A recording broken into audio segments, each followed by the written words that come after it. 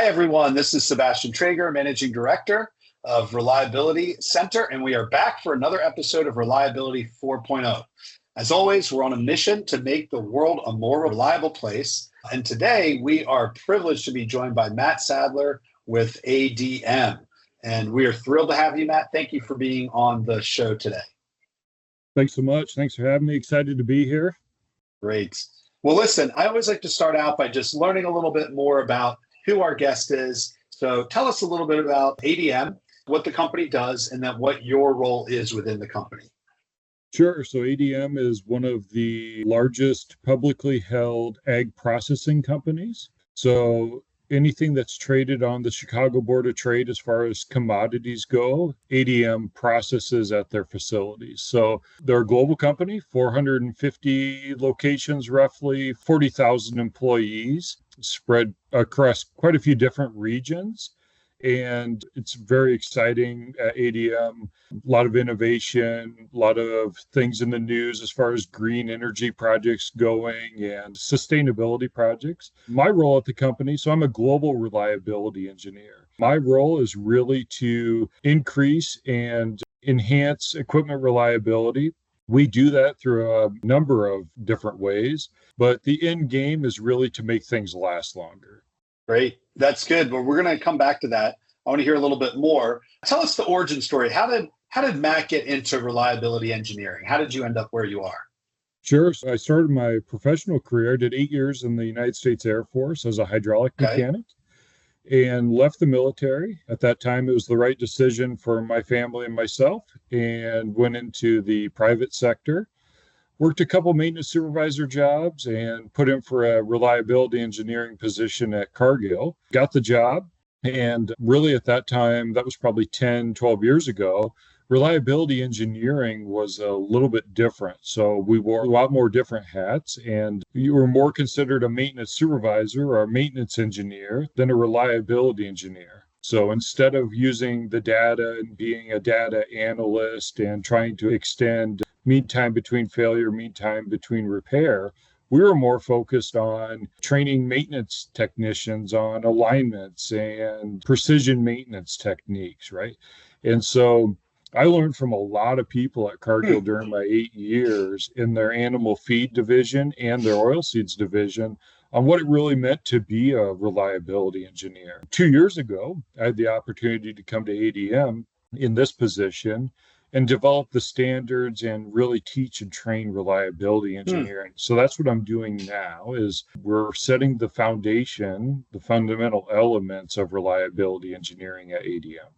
That's good. And so just so I'm clear on that, you've seen in the last 10 years, reliability engineering moving from sort of techniques to data analytics almost. It's kind of a transition you've seen. Oh, absolutely. Yeah, we're making more decisions based off of data than ever before. Fascinating. Good. Well, before we dive further into your work, I want to learn more. I just want to know one thing you do outside of work. So you're in lovely Mankato, Minnesota. What are the kinds of things you do outside of work? Sure. So on average, golf about 100 to 200 rounds of golf a year. So that's about one round every chance you can get during the summer. Okay.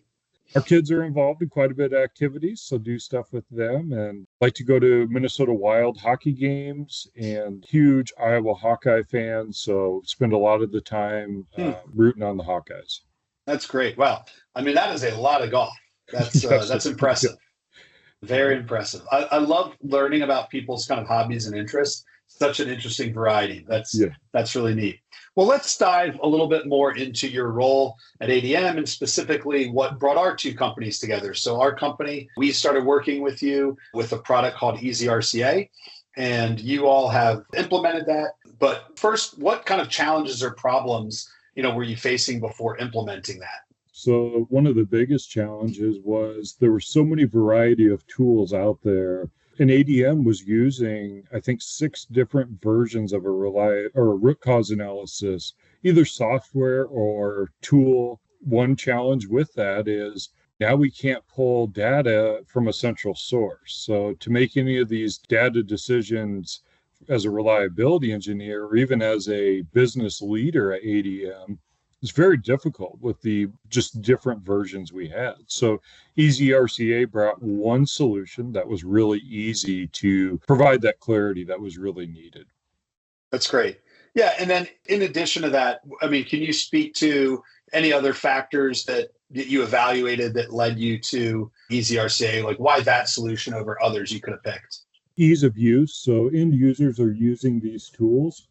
Other solutions out there require, maybe you need to be really good at Excel. It wasn't so much focused on finding the root cause. It was more focused on aligning certain boxes or making the tool look pretty. We have a wide demographic of end users at ADM. Anybody that's just starting their career, right? It could be somebody that's just graduated high school, somebody that's just graduated college, to somebody who's made a career choice to come to ADM, and they're in the final stages of their career. So that leads itself to a wide range of experiences and knowledge with certain tools. So as we were analyzing different solutions out there, ADM found that EasyRCA was the easiest for that wide demographic and experience level to jump right in. It doesn't matter so much on, you don't have to be a practitioner of root cause analysis. You can jump in and get to those root causes and put solutions in place much quicker than the other tools out there. Great. Helpful. That's good. That's encouraging because we obviously called it that. So we have to be true to the name if we're going to do that. And what are some use cases? So within the organization, what are either the variety of use cases or typical use cases? Typical use case we started was in our maintenance and reliability department. So at the plant level or the execution side, those that are doing the physical work at ADM really grabbed hold to EasyRCA first. We were using it for bad actor analysis. We were using it for different failure mode identifications, as well as just root cause analysis. So if there was a unwanted event at a plant level, they were grabbing hold to EasyRCA and they're using it to find those root cause analysis and solutions to prevent reoccurrence. So that's one. It expanded from there. And every function at ADM is using it now, from food safety and quality to environmental health and safety to reliability to our performance excellence team or continuous improvement teams. EasyRCA is really driving the bus now at ADM for solution generation. That's great. Have there been any unusual use cases, like something that, I don't know, maybe we didn't even expect the tool to be used for, that you feel like, oh, wow, it's actually really helped us in this area? It's really helped a lot. And I wouldn't call it a weird case, but maybe one that's derived from a root cause analysis was we've seen increases in efficiencies at ADM due to solving some of these systemic problems, especially in our processing or packaging lines. We've seen a big uptick in throughput and efficiencies due to using EasyRCA. And I had not thought that when we first started, but now we're seeing that across the network of those plants. Historically, they would do a root cause analysis on a whiteboard, or maybe they do a 5Y out at the plant level, and they wouldn't go deep enough to find those causes. And now they are, because it's easy. And now they're actually seeing, like I said, process improvements. That's great. So just so I'm clear, you're saying because the tool itself is easy to use and because it's built in such a way that it's encouraging to kind of go deeper, the combination of those has actually led to some action steps that you've taken to improve processes. Oh, absolutely. Yes. That's great. That's encouraging to hear. Kind of a follow-up to that, have you started attaching KPIs to kind of results you're getting from EasyRCA or just activities in EasyRCA to any of your KPIs? We're seeing quite a few. It's hard because there's a lot of variables within our processes.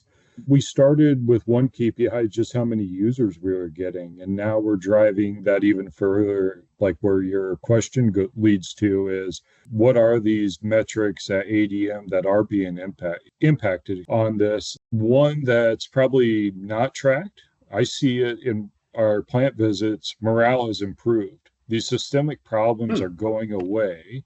So people are actually excited to come to work and happy about coming to work because they're not faced with the same emergency failure day in and day out. That's very interesting. So you're saying an unexpected metric you could argue is morale, and Yeah, you're saying it's because they know there's now something in place that if there's a kind of a common sense problem that can be solved, it's now going to be solved because you've got a process to help you do that. absolutely. Yes. Good. In terms of as you look to the future, let's talk specifically around EasyRCA and root cause analysis, but what sort of new items or new kind of features would you like to see that you think will help even more with the work that your team is doing?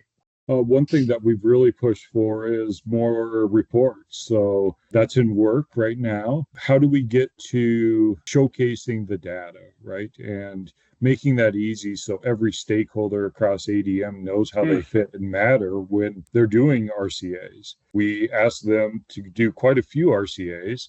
They've done them, they put solutions in place, they've taken care of things. How do we showcase that to senior leaders that instead of just saying, hey, we've saved, I'll throw out some wild numbers, but say we saved $100 million by doing all of this work.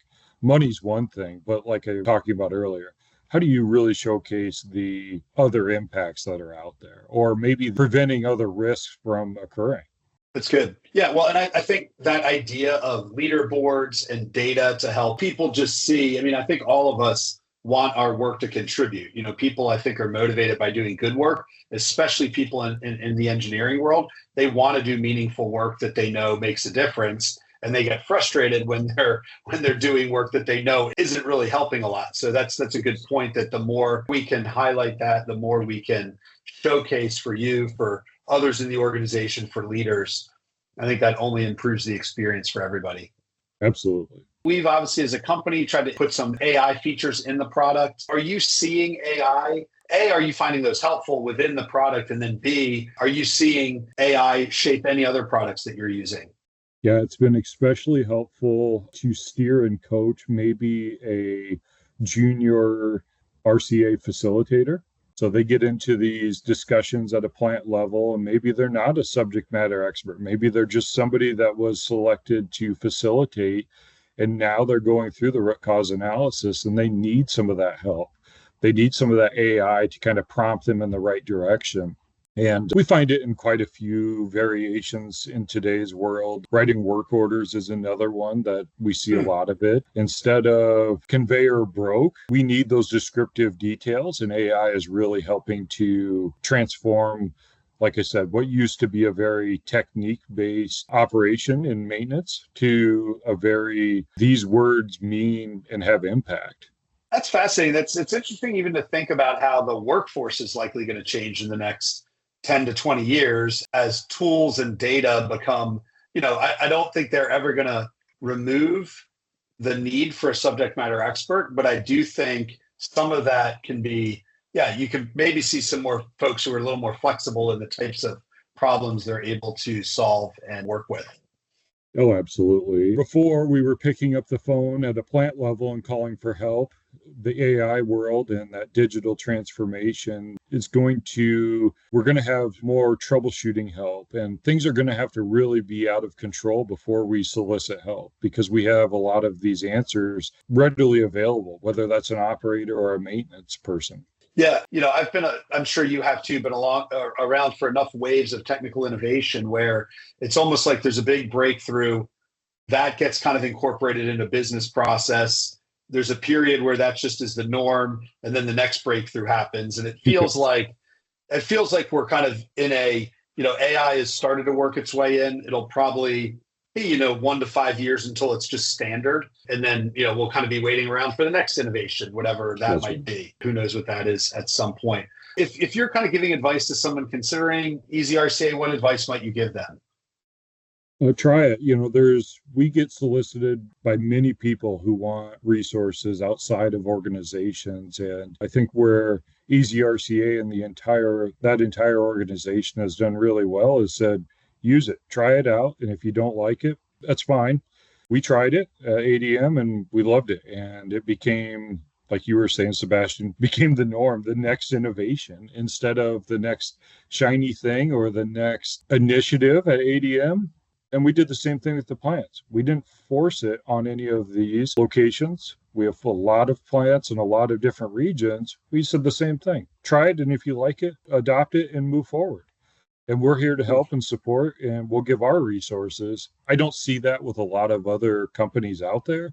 A lot of people try and force things, or this is the best and this is why, and so on and so forth, where EasyRCA, they came along with us, alongside of us, and they were partners in this journey. And that really helped and really solidified the relationship. Well, I appreciate that. I mean, one of our company core values is delivering value. And we say that because as somebody who provides software, there's a lot of software platforms out there that just don't get used. And obviously, sometimes that's valuable to a company just to know it's there just in case. But we obviously we want our stuff to be used. We know that if it is, it's adding more value. And we know that if more value is being added, that's kind of our mission. So we really appreciate that. I mean, that is a big emphasis of ours, which is like, hey, let's just use what we have. If it's valuable, great. Keep using it. If not, no problem. We obviously want to build those kinds of relationships. So I appreciate that.